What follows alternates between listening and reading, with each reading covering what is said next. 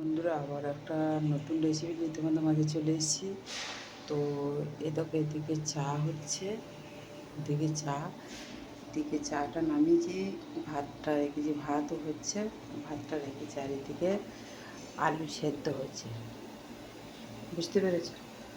আর এইটা আজকে আলু রেসিপি হয়।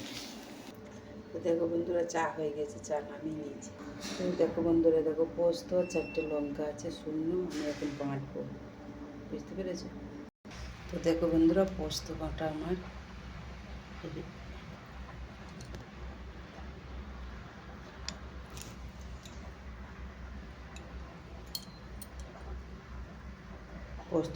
রেডি হয়ে গেছে। দেখো বন্ধুরা, আমার ভাতও হয়ে গেছে। দেখো আমি তারপরে মাছ চড়িয়ে দিয়েছি, এদিকে মুসুরি ডাল আবার চাপিয়েছি। তো দেখো আমার আলু সেদ্ধ হয়ে গেছে, এদিকে কড়াই চাপিয়ে দিয়েছি। তো দেখো বন্ধুরা, এদিকে দেখো তেল গরম হয়ে গেছে, দেখো ফোড়ন দিলাম, এদিকে আলু ছাড়ানো হয়ে কেটে নিয়েছি। দেখো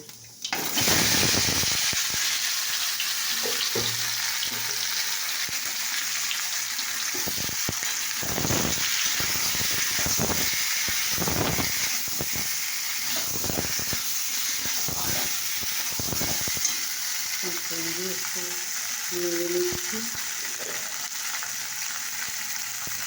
আমরা একটু হলুদ খাই, সেটাকে হলুদ দিয়ে দিই।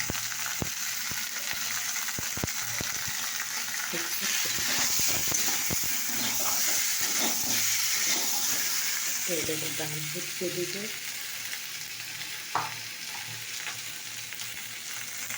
এটাকে নুন দিয়ে দিচ্ছি।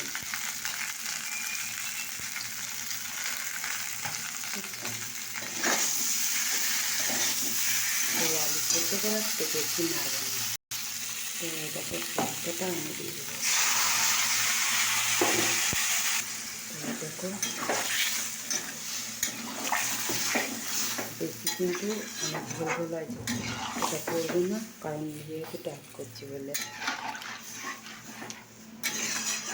তো এইভাবে স্রেফ আমার এই পোস্তটা কিন্তু রেডি হয়ে গেছে। একটুখানি ফুটলেই একে অফ করে দেবো, বুঝেছো বন্ধুরা?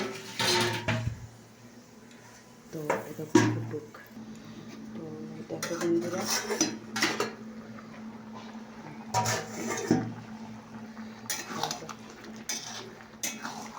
কত সুন্দর লাগছে দেখছো?